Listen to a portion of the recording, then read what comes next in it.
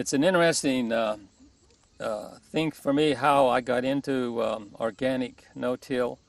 I've been doing what I label a sustainable no-till for 26 years, but about 5 or 6 years ago, I started to become very much aware that many people who attended my talks were intrigued because of the weed control I was able to get with these high residue systems. If you get enough tonnage, 2 to 3 tons is kind of a minimum, you can suppress weeds. That doesn't mean that there won't be any weeds, but there is a concept that's very important, and that is this minimum weed-free period, which is the time that the field needs to be relatively clean before canopy closure. And with these heavy residues, we can achieve that, especially with vegetable crops that have a quick canopy closure like broccoli.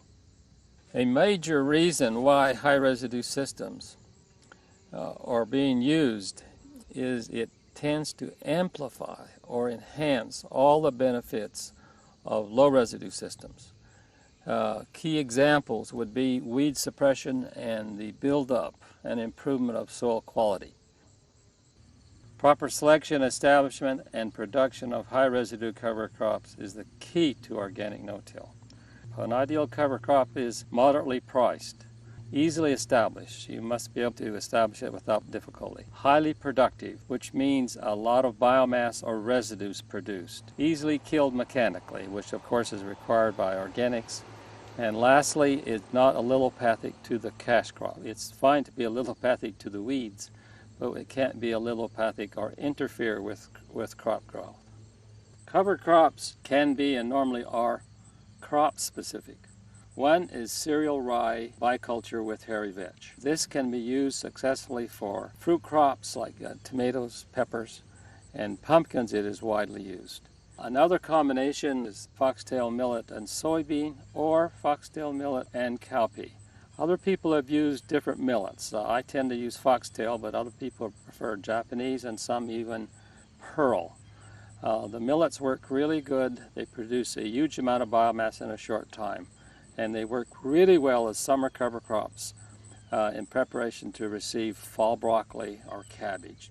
Another thing that I found is crimson clover and barley. You can get huge amounts of biomass and nitrogen from the crimson clover, and it will come in earlier, like 3 weeks or more earlier than hairy vetch. And so you can use this for your early summer crops, and we've been very successful with that.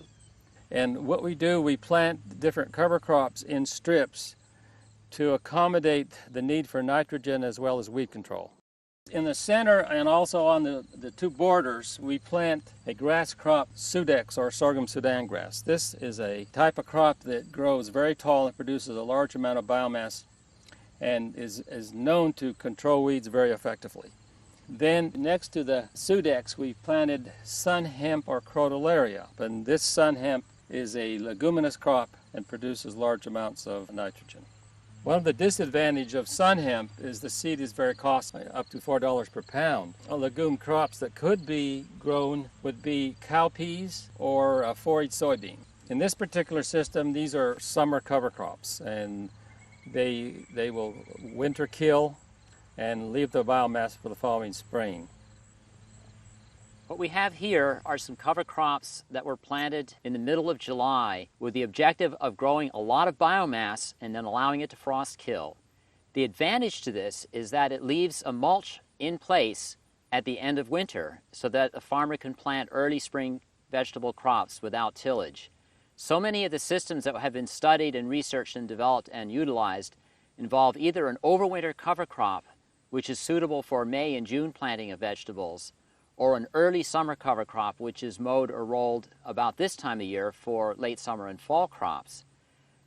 And what this opens up is the possibility of planting no-till peas, onions, spinach, lettuce, early broccoli, early cabbage in the early spring. Another advantage of this system is you're not depending on being able to mechanically kill. That means that farmers who are operating on a small scale with limited resources and only have a limited range of equipment don't have to worry about how am I going to mow or roll this thing down so it won't come back, because the winter will take care of it. mow killing or roll killing requires a fairly precise timing. You have to wait until the crop has bloomed but hasn't set mature seed. Whereas these crops, we don't care if they're vegetative or if they're flowering, or if you can roll them or not. The old man winter is going to do it. And we have two strategies. One is to plant a really tender, fast-growing, tropical, heat-loving crop in the middle of the summer, and at the first hint of frost, it's dead.